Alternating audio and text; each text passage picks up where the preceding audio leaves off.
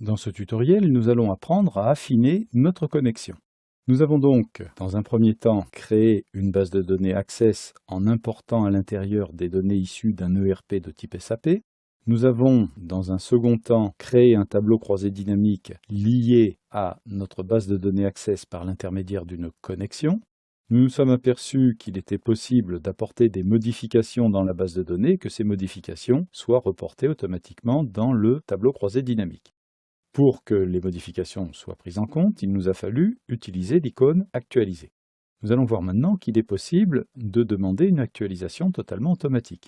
Pour ce faire, je viens donc dans mon tableau croisé dynamique. Dans Outils de tableau croisé dynamique sur l'onglet Options, je trouve dans le groupe Données l'icône Changer la source de données. Je clique sur cette icône et je viens sur Propriétés de connexion. Ce dialogue fait son apparition.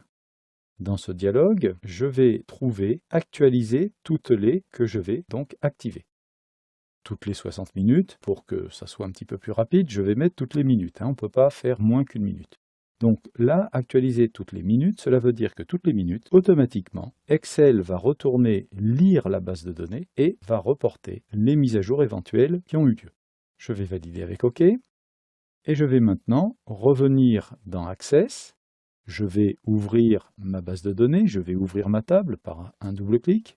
Je me positionne sur une nouvelle ligne, je vais créer le numéro 42. Et là, je vais faire un mouvement, on va dire par exemple pour la Bretagne au mois de mai. Bretagne, on va mettre 2800 en vidéo et le tout au mois de mai. Une date au mois de mai, le 5 du 5 de 2011. J'ai donc créé une nouvelle donnée.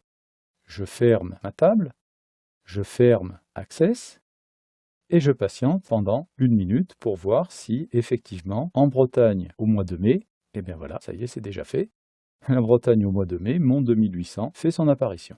À partir de maintenant, quand ce tableau sera ouvert, toutes les minutes, les données de ce tableau seront réactualisées. L'intérêt de cette manipulation est flagrant, notamment si vous mettez votre source de données sur un serveur. À partir de là, plusieurs protagonistes peuvent saisir des données dans votre base de données et celles-ci donc seront prises en compte automatiquement dans votre tableau croisé dynamique. Nous avons une autre possibilité qui n'est pas à négliger, qui consiste à utiliser toujours dans Outils de tableau croisé dynamique, Options.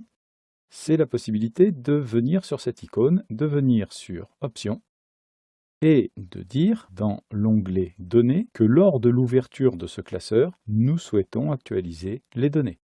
Ce qui fait qu'à la prochaine ouverture du classeur, s'il y a eu des modifications apportées dans la base de données, celles-ci seront reportées automatiquement. Ça fait un petit peu doublon avec la mise à jour toutes les minutes, parce que même si je ne coche pas cette case, lorsque je vais ouvrir mon tableau croisé dynamique, il n'y aura pas de modification, mais dans la minute qui suit, il y en aura. Alors on peut faire les deux, on peut faire que l'une ou l'autre, peu importe, à vous de choisir en fonction du problème à résoudre. Nous avons vu dans ce tutoriel qu'il était possible d'affiner nos connexions en les rendant par exemple totalement automatiques.